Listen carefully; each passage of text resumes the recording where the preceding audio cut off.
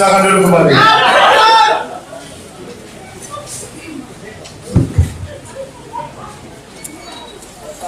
Bapak Ibu, Kota Singkawang, Ketua DPC Kota Singkawang, Bapak Ibu sekalian yang berbahagia yang tidak dapat saya sebutkan satu persatu. Tadi sudah banyak disampaikan oleh pembicara pertama sampai yang terakhir. Saya khusus datang ke Bengkayang hari ini untuk memastikan bahwa seluruh kekuatan yang ada, terutama di PDI Perjuangan, dan saya harap juga di koalisi, untuk kiranya kita bahu-membahu bersama untuk memenangkan pasangan Pak Martinus dan Pak Carlos. Tadi kami sudah melakukan pertemuan di internal partai, hari ini kita kampanye bersama. Saya walaupun tidak di Bengkayang, tapi saya monitor perkembangan yang ada di Kabupaten Bengkayang terkait dengan pilkada kali ini. Ada 4 calon, dan masing-masing saya kenal semua sebetulnya. Seluruh calon saya mengenal dengan baik. Pertanyaannya, kenapa PDI Perjuangan memilih pasangan Pak Martinus dan Pak Carlos? Saya sebagai Ketua DPD bertanggung jawab penuh kepada pasangan ini. Saya mendengar pasangan yang diusung oleh PDI Perjuangan dan partai koalisi lainnya memang mendapat serangan yang luar biasa secara personal dalam masa kampanye ini. Bapak Ibu sekalian, saya mau sampaikan ciri-ciri orang yang akan menang pasti akan banyak dijelek-jelekan. Kenapa? Karena hanya itu modal untuk mengalahkannya. Tapi saya percaya yang hadir di tempat ini mengenal siapa Pak Martinus, yang lebih dikenal dengan nama Pak Kajer. Maka di situ ditulis Martinus SM dalam kurung Kajer. Di Bengkayang orang lebih mengenal beliau dengan nama Kajer. Saya pun lebih mengenal dengan nama Kajer. Kenapa dia muncul nama Martinus? Itu pun dipertanyakan orang. Itu pun dipertanyakan. Seluruh pertanyaan itu sudah terjawab ketika Pak Martinus Kajot dan Pak Carlos dinyatakan lulus sebagai calon bupati dan wakil bupati. Jadi kalau ada diskusi itu kembali di lapangan, tidak usah didengar, Pak. Kita maju terus. Saya mau sampaikan, menjadi pemimpin di Kabupaten Bengkayang yang disebut dengan bupati dan wakil bupati adalah kepala pemerintahan. Apa tugas kepala pemerintahan? Tentu dia sebagai penanggung jawab pemerintahan di Kabupaten Bengkayang. Padanya melekat tanggung jawab juga sebagai penguasa pengelolaan keuangan daerah. Tadi disampaikan APBD Kabupaten Bengkayang nilainya baru 1 triliun, Pak. 1 triliun. Dengan luas Kabupaten Bengkayang yang begini luas, Pak. Kalau tidak mengurus Bengkayang ini dengan hati, seperti yang tadi Pak Hakim sampaikan, 1 triliun itu tidak pernah jadi apa-apa. Semua mengeluh, kenapa infrastruktur rusak dan seterusnya. Saya pintar apapun yang katanya ngaku pintar lalu mengatakan Pak Kajot tidak pintar. Yang mengatakan dirinya hebat secara intelektual dan seterusnya. Saya mau tanya, kau mau bangun Bengkayang ini pakai apa? Pakai duit hasil Munoregeta? Atau pakai penghasilan kamu sekarang? Nah, mungkin ada calon yang merasa diri lebih kaya. Duitnya banyak. Berapa banyak duit dia kalau dihambur untuk bangun jalan itu? Membangun Kabupaten Bengkayang ini pakai uang, Bapak Ibu. Bukan pakai menjelek-jelekkan orang, betul kan? Saya mau memastikan dan mau meyakinkan masyarakat Bengkayang. Kenapa harus memilih Pak Kajot dengan Pak Carlos? Kemudian pendampingnya saya mau ulas sedikit, Pak Carlos. Saya cek dulu, Pak, ketika datang ke tempat saya tanya, background Bapak apa? Dokter. Berapa lama jadi dokter? Sekian puluh tahun. Sekian puluh tahun bertugas di mana saja dia sebutkan. Saya tidak sembarangan memilih orang. Wah, kanjeng itu macam-macam Pak disampaikan ke saya. Ada surat resmi tertulis, ada yang telepon jelek-jelekin Pak Kanjeng ke saya tidak peduli. Karena saya tahu kanjeng ini orangnya merakyat, punya hati untuk rakyat. Hari ini Pak, kita harus cari pemimpin yang punya hati untuk rakyat. Jangan pemimpin yang memanfaatkan ketidakcerdasan rakyat untuk kepentingan pribadi. Saya tanya Bapak Ibu mau pilih yang mana? Siapa bilang Kanjeng tidak cerdas? Siapa bilang?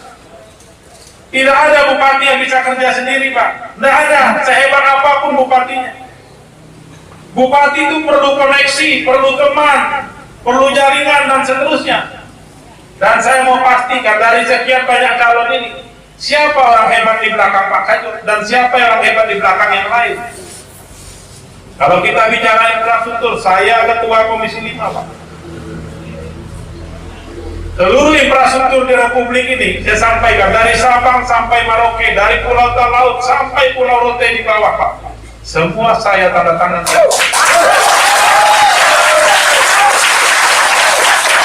Bagaimana saya mau bantu Bengkayang Pak kalau bukan Kanjeng yang terpilih? Mohon maaf. Buat masyarakat Bengkayang saya mohon maaf. Kalau bicara dapil, ini bukan dapil saya Pak, walaupun saya ketua DPD. Bapak mau bantu suara saya pemilu, tidak bisa. Daftar pilih Bapak ada di sini, tidak di dapil 2, di dapil saya. Kepentingan saya datang ke sini adalah memenangkan Kanjeng Karbo. Memenangkan Kanjeng Karbo, itulah pintu masuk bagi rezeki baik Bapak-Bapak, supaya kekuasaan yang ada pada saya bisa saya gunakan untuk mensejahterakan masyarakat Bengkayang juga. Begitu Pak. Jangan koar-koar. Terus pertanyaannya saya bilang, kamu bangun Bengkayang pakai apa? Seperti saya cerita tadi. Danamu 1 triliun, jalanmu rusak semua, sekian persen dari Pak Kanjeng sampaikan. Kamu bikin pakai apa? Saya kalau tidak linear dengan kepentingan politik kita, ya buat apa Pak? Sorry. Ya politik ya begitu Pak. Betul nggak? Begitu. Sekarang nggak apa-apa mereka ngaku mereka paling pintar, paling cerdas, tapi jadilah kita semua ini rakyat Bengkayang yang cerdas. Mantap. Begitu. Jadi kita yang harus lebih cerdas Pak, rakyat yang harus lebih cerdas, betul nggak? Kalau rakyat lebih cerdas, kita tidak gampang tertipu oleh pesona Pak. Betul. Ya, karena casing itu bisa menipu Pak. Ya casingnya bagus, isinya belum tentu Pak. Belum tentu, betul nggak? Belum tentu Kanjeng lebih jelek dari yang lain. Belum tentu Kanjeng tidak punya hati dibanding yang lain, belum tentu.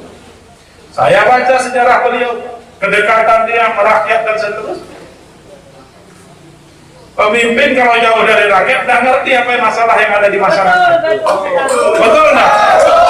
Kalau dia tidak ngerti masalah yang ada di rakyat, bagaimana dia mau tahu kebutuhan rakyat itu apa?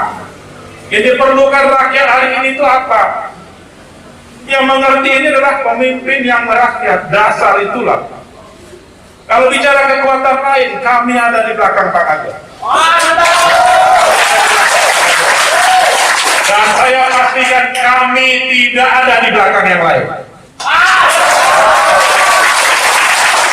Catat masyarakat Bengkayang. Saya tidak pakai bahasa masyarakat Bengkayang. Catat baik-baik masyarakat Bengkayang. Anda bangun Kabupaten Bengkayang ini pakai apa? Bukan bupati yang dulu tidak hebat Pak, bukan. Sahabat saya itu bupati yang dulu Pak, kayak saudara kami dua. Sampai hari ini saya telepon-teleponan, tiap hari kami chatting-chattingan sama beliau. Beliau sahabat baik saya, tidak pernah kaki saya nyampai Bengkayang kalau tidak dijak rumah beliau. Bupati yang dulu, bukan tidak hebat Pak, duitnya tidak cukup banyak. APBD-nya tidak cukup banyak Pak. Bengkayang ini terlalu luas, beban pembangunannya terlalu besar. Harus dibantu dari pusat sana. Kami sedang menggarap undang-undang jalan. Sekarang sudah sampai di badan legislasi, sebentar lagi kami bawa ke paripurna. untuk dibahas secara lebih dengan pemerintah. Saya pasang badan mengusulkan, Pak. Saya pasang badan supaya jalan strategis desa itu yang sekarang hanya bisa dibangun pakai APBD, nanti dengan undang-undang ini kita buat bisa dibangun pakai APBN. Gunanya kita ada di sana, Pak. Dan banyak program-program yang lain yang tentunya akan saya buka kalau kaget bupatinya. Kalau bukan kaget bupatinya, mohon maaf. Jadi begitu, Pak. Hari ini Pak yang suka menjelek-jelekkan orang lain. Tadi saya dengar Pak Kadir. Saya tegur dia kalau dia jelekkan yang lain. Pemimpin itu tidak boleh menjelekkan orang lain, tidak boleh. Ya, tipikal pemimpin itu harus bijaksana kalau istilah saya. Bijaksana. Bukan bijak sini, Pak. Kalau bijak sini berarti mengutamakan sini, membelakangkan yang sana. Kalau pemimpin itu bijaksana, Pak.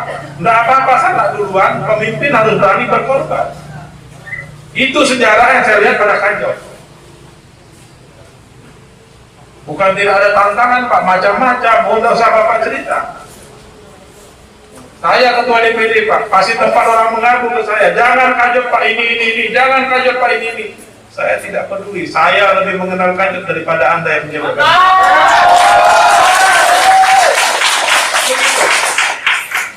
Ya, jadi saya rasa ini barangkali yang dapat saya sampaikan pada sore hari yang berbahagia ini. Mari kita buktikan. Tidak usah terlalu banyak ngomong, kita buktikan saja. Manakala nanti Kanjok jadi bupatinya, Bapak boleh datang ke tempat saya, kita bicarakan bagaimana kita memajukan infrastruktur. Saya masih 4 tahun, Pak, sebagai Ketua Komisi 5, masih 4 tahun. Pak Kanjok juga masa jabatannya cuma 3,5 tahun nanti, Pak. Kalau saya tidak salah 3,5 tahun, Pak. 3,5 tahun. Saya 4 tahun, Pak, masih lebih panjang dari masa jabatan beliau. Saya backup habis 3,5 tahun masa jabatan Pak Kanjok. Saya mau tanya, calon lain berani ngomong begini enggak, Pak? Enggak bisa, karena enggak bisa dibohongi, Pak. Yang Ketua Komisi 5 kan harus cuma satu. Cuma satu, Pak, enggak ada duanya. Kalau ada selain saya itu aku ngaku. Wakil ketua saya Pak Sarif Abdullah Al-Qadri, Ketua DPW Nasdem. Bayangkan kalau kami dua ini kolaborasi bangun Bengkayang, Pak. Tapi syaratnya itu tadi Kanjok mesti menang di sini. Di sini juga hadir Bu Sri Rahayu, Wakil Ketua Komisi 9 bidang kesehatan. Bidang kesehatan loh Pak Carlos. Ya, kalau Bapak nanti insya Allah Pak menang, mudah-mudahan puji Tuhan kalau Bapak menang, program kesehatan di Kabupaten Bengkayang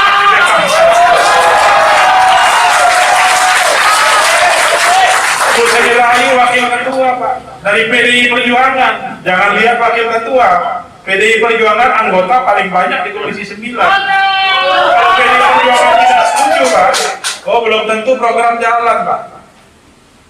Bergening politik kita di DPR kuat, Pak. Oleh karenanya masyarakat Bengkayang harus jeli melihat ini, harus cerdas kita. Kalau Bapak hanya mengandalkan APBD Kabupaten Bengkayang seperti sekarang, jangan terlalu berharap akan banyak perubahan. Jangan terlalu berharap banyak perubahan, karena itulah kodrat. Kesempatan kali ini adalah kesempatan bagi masyarakat Bengkayang untuk memperbaiki Bengkayang sekian tahun ke depan. Ya, makanya orang bilang, Pak, salah pilih, resiko tanggung sendiri. Ya, dan ini tidak seperti milih barang, Pak, yang kalau milih barang kita bisa tukar. Nah, ini tidak bisa ditukar, Pak. Habis salah pilih satu kali, Bapak tak bisa tukar. Ya, tak bisa tukar. Saya paling bilang, kalaupun Kanjok tidak menang, saya bilang, selamat menikmati masyarakat Bengkayang, jangan cari saya. Selamat menikmati. Ya, untuk lagi jalan rusak dan seterusnya. Selamat menikmati. Saya juga Pak jarang-jarang ke sini. Ini merasakan bapak-bapak semua. Kemudian, kenapa saya pilih Pak Carlos? Ada lagi orang yang bilang, kenapa tidak daya-daya Pak Carlos? Ada Pak yang begitu. Saya buka saja. PDI Perjuangan itu partai nasionalis, Pak. Kita bicara soal bagaimana mensejahterakan rakyat. Kita tidak milih pemimpin suku, tidak milih pemimpin agama, tapi kita memilih pemimpin yang dapat mensejahterakan rakyat. Makanya ada demokrasi seperti ini. Ini sudah teruji, Pak. Demokrasi ini sudah teruji.